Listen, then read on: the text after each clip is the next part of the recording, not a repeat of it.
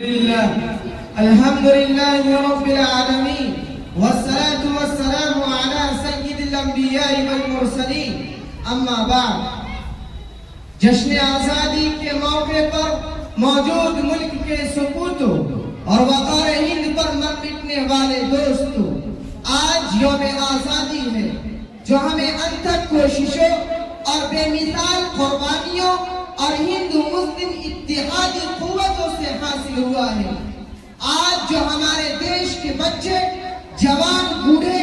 مرد، عورت اور ہندوستان کا ہر فرد بشر اپنی چال ڈھال، رفتار و گفتار اور مختلف رنگارنگ پروگرام سے اپنے خوشیوں کا اظہار کرتے ہیں۔ آج جو مادر ہند کا ہر ذرہ اور خاک، ہر فرد اور انسان جشن آزادی کی مسرتوں سے سرشار اور آزادی وطن پر نازا و فرحا نظر آتا ہے، یہ ان کا فطری حق ہے اور ملک سے وفاداری کا زندہ ثبوت ہے۔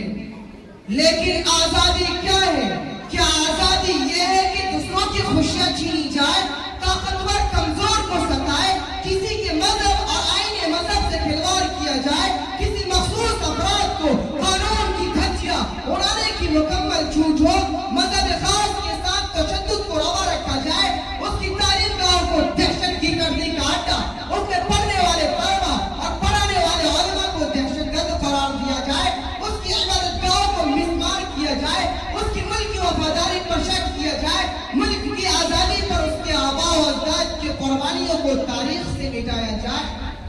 میرے قلب و جگر کے ساتھیوں، ہندوستان جس کی گود میں گنگا جمنا کی روانی ہے، کوشی اور ستلج کی جوانی ہے، لال قلعہ اور جامع مسجد کی مضبوطی اور پاکیزگی ہے، تاج محل کی خوبصورتی ہے، اونچے اونچے پہاڑ ہیں، منموہن جھیل اور آبشار ہیں، مختلف مذہب و ملت اور دین و دھرم کے ماننے والے ہیں۔ اس عظیم ملک کی آزادی میں ہندو، مسلم، سکھ، عیسائی اور اس وطن کی خاک سے پیدا ہونے والے ہر شخص کی قربانی ہے۔ وطن کے غیور فرزندوں، اس جنت نشابل ہندوستان سے غلامیت کے دھبے کے مٹانے میں جہاں مہاتما گاندھی، پنڈت جواہر لال نہرو، سردار پٹیل، ڈاکٹر بھیم راؤ امبیڈکر کا اہم کردار ہے، وہی امام الہند مولانا ابوالکلام آزاد، مولانا محمد علی جوہر، بانی تحریک ریشم رومال، شیخ الہند حضرت مولانا محمد الحسن دیوبندی، شیخ الاسلام مولانا حسین احمد مدنی کا عظیم کارنامہ ہے۔ دوستو،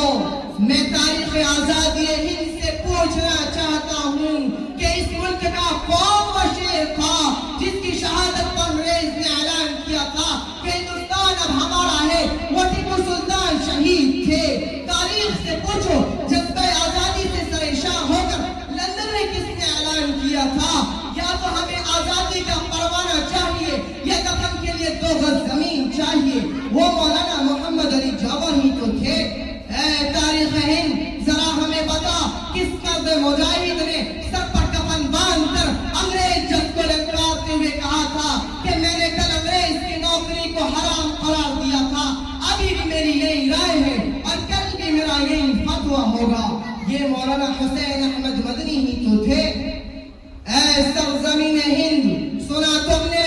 یہ ہے ہماری وفاداری کی تاریخ، لیکن سنو، اب بھی ہم تمہارے وہی وفادار ثبوت ہیں، ہمارے وہی حوصلے اور وہی جگر ہے کہ اگر کوئی ناپاک قدم تیرے سینے پر ڈالنا چاہے گا ہم اس کے پاؤں کاٹ ڈالیں گے، کوئی انگشتمائی کرے گا ہم اسے ہلاک و برباد اور قاضیانہ عبرت بنا دیں گے، چاہے وہ امریکہ ہو یا روس، فرانس ہو یا برطانیہ، چین ہو یا پاکستان، ہمیں کسی کی پرواہ نہیں، کیونکہ توپوں اور ٹینکوں سے ٹکرانے کا حوصلہ ہمارے اندر موجود ہے۔ ملک کے آلوبان اور وقار و شان پر جان کی بازی لگانا ہمارا ایمان ہے، اور یہی سبق ہمیں اول دن سے مدرسے میں ملتا ہے